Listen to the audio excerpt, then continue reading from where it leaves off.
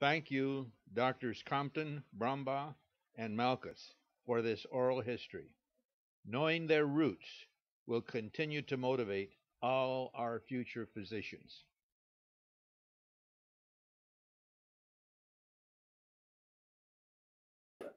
Hi, I'm Cy Brumbaugh, and I went to medical school at Jefferson Medical College in Philadelphia and graduated in 1951. I came out to San Diego to intern at the San Diego County Hospital, and it was a one-year rotating internship. And 1952, I went into practice with Dr. Wesley Herbert in Lemon Grove, California. My name is Don Compton.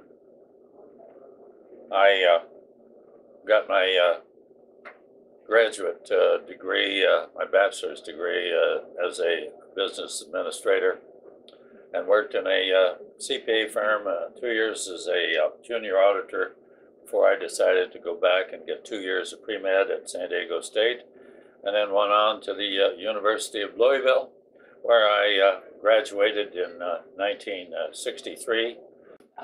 Okay. I'm Bob Malkus.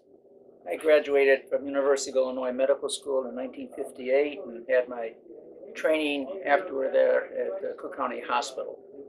Then went into the Navy for 2.5 years. And the Navy sent us to San Diego. Eventually, when I retired, I set up practice in San Diego. I joined a medical group in 1963 at the Parkway Medical Group. I might add a little, I didn't go quite enough detail maybe, but when I went into practice with Dr. Herbert, he had just finished building a new building for 2 doctors, so that was good. And then we grew and we decided we needed to expand, so we doubled the size of the building, and we took in Dr. Sam Smith and Dr. Thomas Early.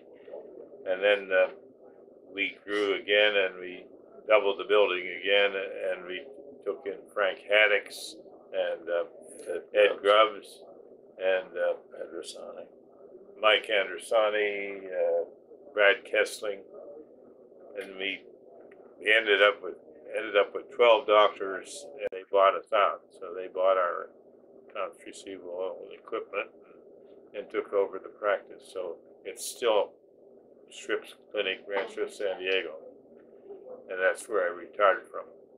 Expanded. Could you go into some detail about what the relationship of family practice was with Grossmont Hospital and how it evolved over the years? We had a lot of as related to family practice. we really should say we had an awful lot of support. It's like you said, you'd get consults, encouragement about your cases, even though they weren't always coming to your bedside. You could ask questions, but I really felt very good about all the specialists I got to see. It was a problem during the weaning years at El Cajon Valley, and I couldn't get people to come. Well, I had this HMO program and Secure Horizons, and I had a patient come in to the emergency room in January of '86, and I couldn't get a cardiologist to see my patient.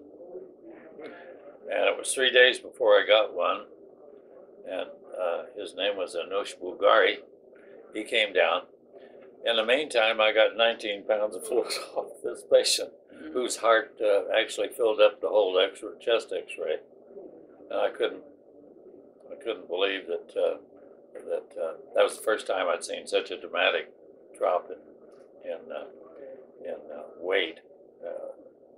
But we really had very excellent coverage at Grossmont. I just never had to look far to get specialists when I wanted one to see the patients. Besides the, I want to throw in one thing, sorry. Besides the coverage from the specialists, being in primary care, I was also in solo practice for 35 years. So the problem comes up, what happens when you're sick or if a doctor has a problem? And I got the idea with some of my colleagues. We put together a panel of 17 family docs, all in solo practice. They would take turns going to the disabled doctor's office, maybe for a half a morning a week, to take care of their patients. And all the fees that you generate during that time would go to that physician. And we did that for a couple of months for Gary Goldfarb. Yeah, We did that for Dick Gladden when he had a problem. It worked very nicely. So we had some characters in the downtown area where I mostly practiced, although I visited out in East County. Characters like William Oster, like Clyde Osborne, Ross and Picard. In your early practice, when you first came, there must have been characters like that out here. And maybe you could mention some of those that were dating from the 20s, let's say. We could mention some. I think that we had our share of unusual ones, different disagreements among partners. One of the most outstanding was Dr. Monty and J.R. Welch. There's more stories around about how they were battling with Spears in their office, and then they finally put a wall up, and they separated.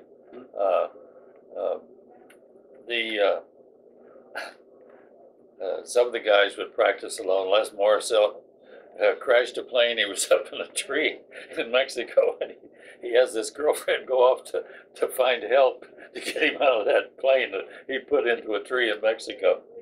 Did any of you carry a gun? no, We were I talking never about it. did. That was Dr. Heron.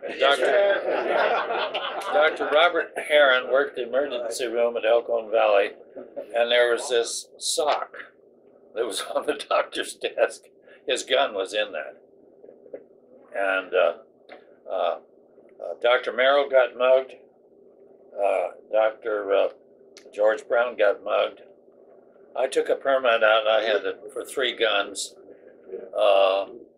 Through the sheriff's department. I could carry either a 45 or a 38 special or a little 25. Nobody ever bothered me. We've had a lot of changes when there'd be a divorce. Jane McBride was one of the best pediatricians around, and she and Albert separated. Albert had an interesting history, and he said he was the only one they allowed to do prostate work on J. Edgar Hoover. I don't know how he'd have the guts to do it, but I guess he did. But during his residency, he got to do that, and he did mention it. We had people come and go. I guess I had 25 younger associates at Sharpry Steely that came and went in the 9 years that I was there before I retired in '66 from them. As far as the Grossmont Hospital, you had mentioned about the emergency room when they opened. We had obligation of a member of the staff to take a turn at the emergency room, and so we would rotate like once or twice every month as working in the emergency room, and we were on call, as Bob said. Didn't really have to stay at the hospital all the time, but we all made a lot of house calls in those days. I know when I first went into practice, we had trouble getting a telephone into our house, and because there was the telephone company was too busy or something, and so finally Dr. Herbert had a patient that worked for the telephone company, so he had him arranged to get a phone into our house, and we had an answering system in our house where the phone would ring in my house when I was on call, or ring in Wes's house when he was on call, and so we would rotate every other night on call or every other weekend, and so when the patient called the office, the phone would ring in our house. I know my grandson had a broken leg, and and he was only 2 years old. I couldn't believe it, but anyway, my daughter took him to Grossmont, and they said they took an X-ray and they sent him over to. This was not too long ago. He's only 14 now or something. But anyway, they sent him to Children's Hospital and he had surgery. And I said, well, in the old days, the child would be brought to my office. I'd take the X-ray and I'd put the cast on. But nowadays, they went to the emergency room at Grossmont. Talk a little bit about Don Oderkirk and where he fit in with you guys. Dr. Oderkirk was an exceptional little dynamo. Right. And not only did he have a lot of business ventures and put up all the buildings and everything, but he would really move through a lot of people. And I had one patient who was a bartender at Kozak's, and Don would come through there and have 2 drinks and be gone. But he would go elsewhere besides. But he was really sharp. He would just cover the ground. George Brown could do physical so fast that the patient would say, who was that just here? Was that George? And Gary Johnson, down there in Santee, could see 25 patients in the morning and 25 in the afternoon. And it was all I could do to get 26 in, my usual way. A day. A day, yeah. And so he was with Michael Lasker down there. Russ Lowe. He was in with Russ. Oderkirk and Lowe. Gary Johnson. Oh, Gary Johnson. And well, those guys, they were exceptional people. And the thing about Donald Oderkirk was he was just a very personable person. He really knew his patients' families. And wherever he'd go, he couldn't go anywhere without somebody yelling at him, having something to share, and he'd be right in their lives. Really blew my mind going in to see Fred Phipps down there at Valley Center Pharmacy and asked for a refill on strychnine. 1/150 strychnine. This was a stimulant. And I'd heard about it one time in Louisville. I said, I'm not going to refill that stuff. That's crazy. But he wanted a refill on this green 1/150th of strychnine. And I guess if you took enough of it, it'd really make you jump like the rats would when they die of it.